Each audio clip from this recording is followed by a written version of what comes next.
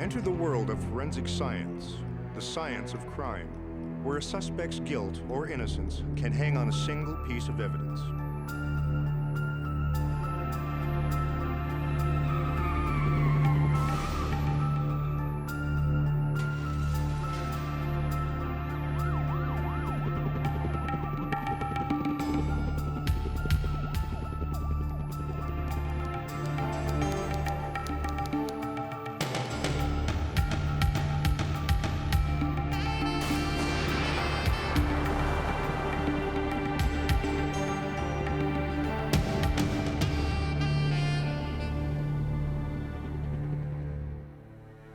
A perfect crime is like a perfect mystery. Only the criminal, the mastermind, knows how it was done. Exhibit A, the charred remains of a lottery ticket. The way Guido tells it, any good Samaritan would have done the same thing. The fire could have easily gotten out of control. He'd been going through rough times lately, but maybe good luck shines on the good. How else to explain why he even picked up the charred lottery ticket covered with gunk?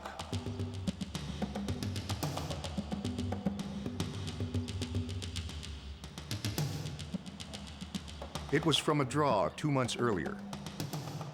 When he got home, out of curiosity, he checked the winning numbers in old newspapers.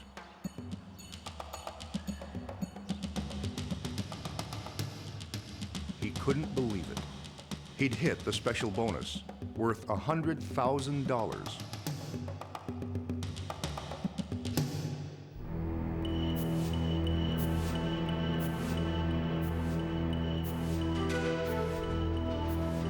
But when Guido goes to collect his prize, the woman in charge, Louise Ng, is suspicious.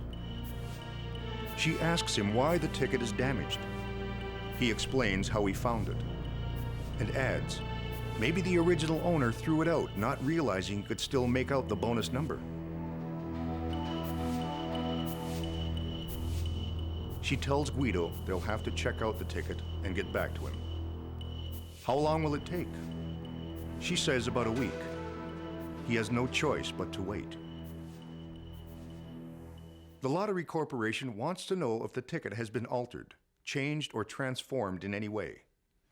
So they send it to the company that printed it, which in turn sends it to their head office in Atlanta. The Atlanta company has their lab examine the ticket and sends back a letter stating they have no reason to suspect it isn't authentic. But when Guido comes back, Louise Ng still won't release the prize money. She's one of those bureaucrats who treats the money as if it's their own. Guido feels it's unfair, but what can he do? After he leaves, she takes it upon herself to call the anti-racket squad. Looking into Guido's past, investigators find he has a clean record. He's never been in trouble. His foreman and other workers say he's a straight-up guy. One of their officers hand-delivers the ticket to the Center of Forensic Sciences. The documents section examines any kind of writings, whether by hand or by machine, in which authenticity is in question. This can include numbers, letters, drawings, everything from wills and passports to credit cards and diplomas, and even the graffiti on a bathroom wall. I was presented with this ticket and it was covered. The whole ticket, actually, not this area up here, but particularly this suspect area around the number. I was asked, was this number in any way changed or altered? Were any of the numbers what they should not be? And I looked at it under the microscope, and I couldn't get a good look at any of these digits. So I asked for permission to remove the obliterating material. It was kind of, it was a thick acrylic type stuff and a lot of dirt, pebbles and stones was in this whole area here. Dawson sends the ticket to the chemistry section. I think the main reason why the other labs didn't want to do the work because it's delicate, and they were afraid. Well, we might damage the ticket ourselves, and then the lottery corporation would not have any other choice, but to pay out. Guido returned a third time, determined not to take no for an answer. But Louise Ng is equally determined not to pay until she's totally satisfied.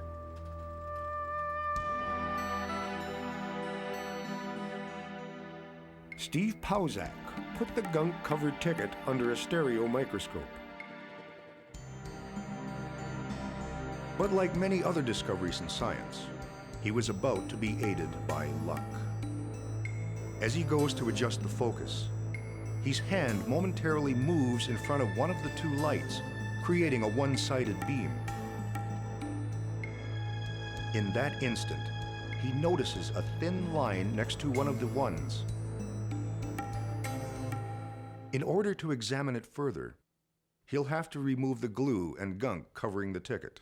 The glue was, at this point, probably about 1.5 millimeters thick, and it contained at least 2 layers. He uses chloroform to thin the glue. It takes days to get through all the layers without damaging the ticket. Finally, he can clearly see a little piece of paper stuck onto the main body of the ticket. The two ones are next to each other. They have slightly different fonts, one of the ones having been cut from another ticket. When I realized eventually from the moment I seen this sharp line close to the digit 1, I was convinced at that moment that it's forged. Guido had played the lottery and missed $100,000 by one number. Over the next weeks, he experimented with cutting and gluing pieces of tickets together, burning them in a controlled way, and camouflaging them with layers of glue and gunk. Then he made up the story about the fire. The fellow who did this alteration was very careful. I mean, that's a very delicate cut. He never went through the entire thickness of this lottery ticket. He only got the surface. So, I mean, this was a very delicate cut that he would have had to have made in there, and must have had a microscope and a very sharp razor blade to do it, and then to peel it back very, very carefully. And then cut another one, get a number 1 from another lottery ticket, make the same cut, and then physically sink it right into the exact spot. Would have been, he did a very precise and careful job. But without all of the glue and the gunk on top, it still would have been quite clear that it had been added. Guido is arrested and charged with conspiring to commit fraud.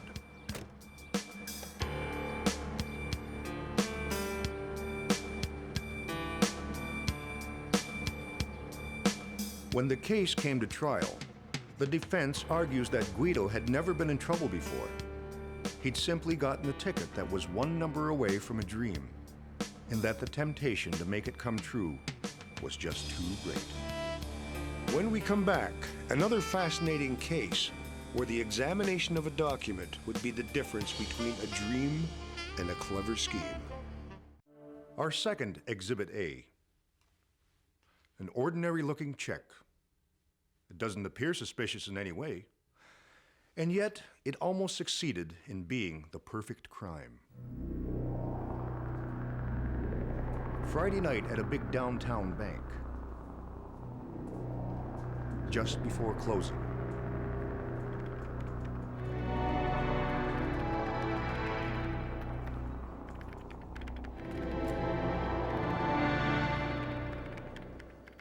A new teller named Maria Talbert is trying to do her best.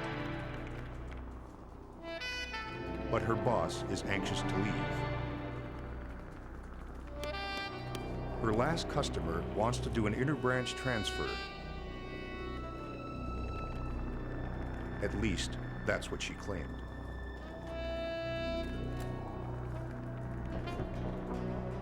But the following Monday morning, before the bank opens, Maria's boss starts tearing a strip off her. He demands an explanation for the check she left to be processed the previous Friday night. Her ledger has it marked down for $7,106, but the check only reads $106. Maria seems stunned.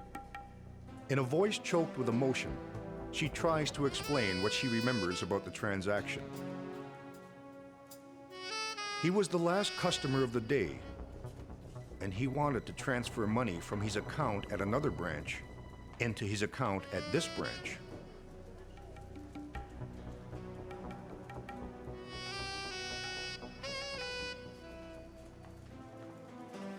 Everyone seems so impatient to leave that she decides to wait till Monday to do the paperwork.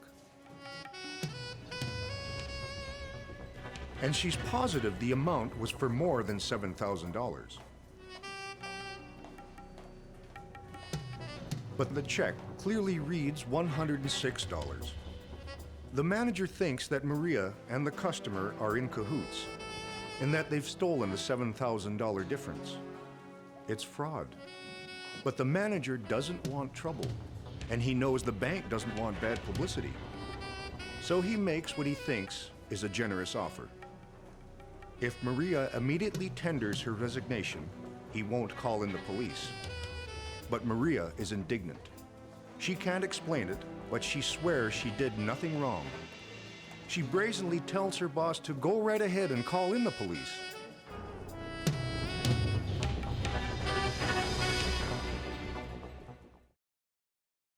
I dreaded fraud occurrences. I mean, when I was a uniform officer, you get the call to the store, the bank, and, see Mr. Jones regarding a fraud. You go, oh, God, give me a bank robbery or give me a, break and enter, or, get me off this call.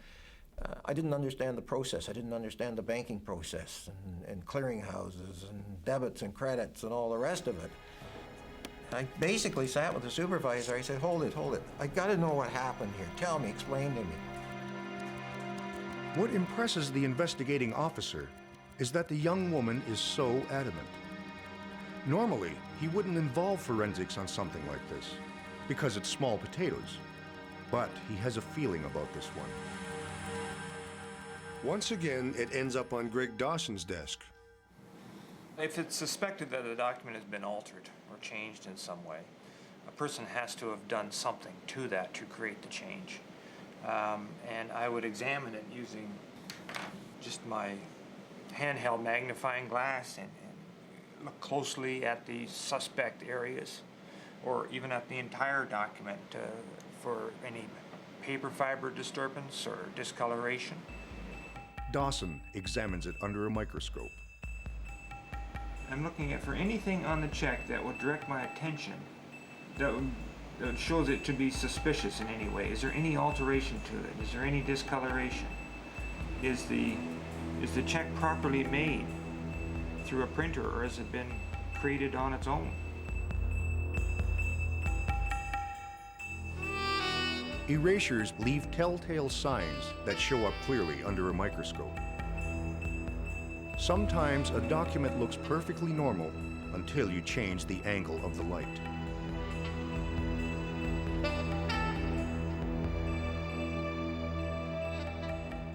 This Exhibit A was subjected to all these tests and nothing. Maybe it's not surprising. I could imagine how you could change this, but how could you alter this to read 7,000? When I went through it and did all these examinations, particularly the physical ones, it was absolutely clean. There's no indication. In fact, I looked at it and thought there's no room to write 7,000 on the amount line of this particular document. And I thought it just seems impossible for that to be. I guess Maria was lying. But wait a sec. Sometimes a document has been altered not by erasing something, but by adding something. Dawson tries one other test. He floods the check with ultraviolet light. And that clearly showed that the 70 was there. And the number 7 was in front. Maria had been telling the truth. The customer, Brian Hennessy, was the thief. Somehow, he'd handed in a check on Friday for $7,106. But by Monday, it only read $106. Well, you'd have the bank here, which we'll call Bank A. And the suspect in this case had a bank account at this bank. Down the street 3 or 4 blocks, he had another bank, which we'll refer to as Bank B. And he also had a bank account at this bank as well. Well, as it was explained to me, he came into this bank on a Friday afternoon and attempted to deposit the check. And the idea was that at the end of the banking day, all the checks would be collected. Now, these would be checks coming in from individuals, deposits made by businesses, and so on. They go to what they refer to as the clearinghouse. And there the checks are sorted out and then sent on to the various banks. So the idea was that he would deposit his check to this bank for $7,106. But by the time the check ended back up here, it was only $106. And to make it absolutely perfect, the bank would have routinely returned the canceled check, so Hennessy could have destroyed the only evidence. Who knows how many times Hennessy had worked this before? What foiled it this time was Maria, unsure of how to process the check. She held on to it until Monday. Now, all police have to do is nab Hennessy and charge him with fraud, right? They can easily prove the check had been altered. The question is, how? Because any decent defense lawyer could claim that an ordinary guy like Hennessy couldn't possibly have the skill to magically alter the numbers on a check between Friday night and Monday morning. I know that all indelible inks, there's nothing you can add to them to make them disappear on their own, particularly with not leaving a trace. Now, you can bleach ink out, but this is safety paper on a check, and it's designed to show any kind of change or alteration to it. It's quite readily evident. Forensic science would have to figure out exactly how he'd done it, and it wasn't going to be easy. Dawson started with the premise that Hennessy had made his own ink. You're probably thinking, how hard can it be to make ink? I mean, ink is just blue stuff, right?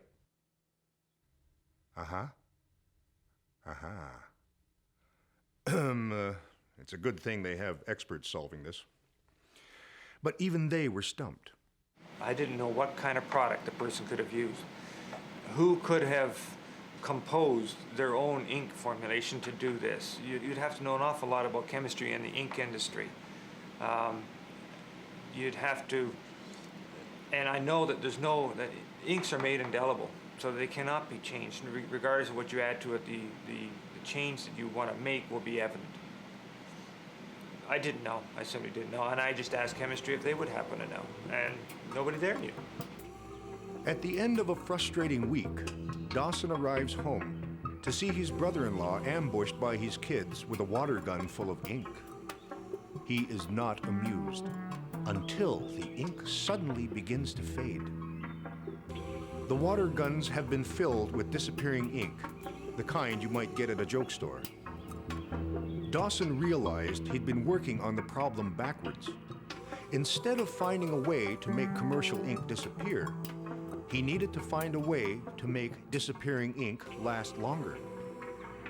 Joke store ink is basically an acid-based indicator known as thymolphthalene. It was thymolphthalene that was the active ingredient, and it's quite innocuous.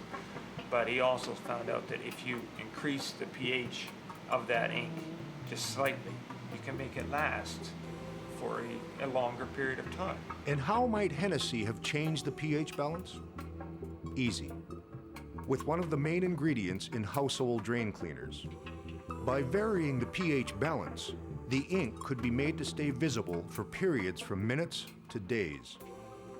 Then just by coming into contact with carbon dioxide in the air, it would vanish.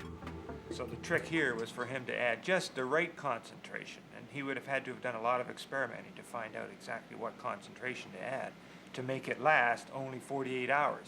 He doesn't want it to last for a whole week. It certainly has to last more than one day, but to find the right concentration, and that's what he did. Hennessy had probably learned about inks the last time he'd been in jail. The prison he'd been in had state-of-the-art printing equipment and had brought in experts to teach the inmates skills. Plus, prisoners have plenty of time on their hands to think up perfect crimes. The supervisor explained to us later that had the check been deposited, it probably would have never been discovered. In the due process, when books were balanced between banks, this particular bank would have been out $7,000 and never know what happened to it. Gary Hennessy was apprehended and charged with fraud.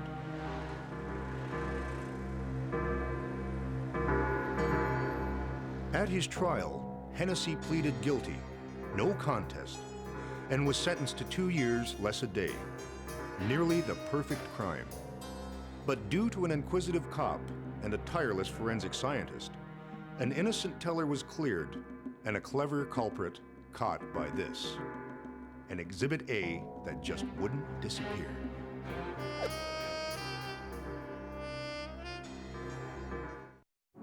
The stories in Exhibit A are based on actual cases.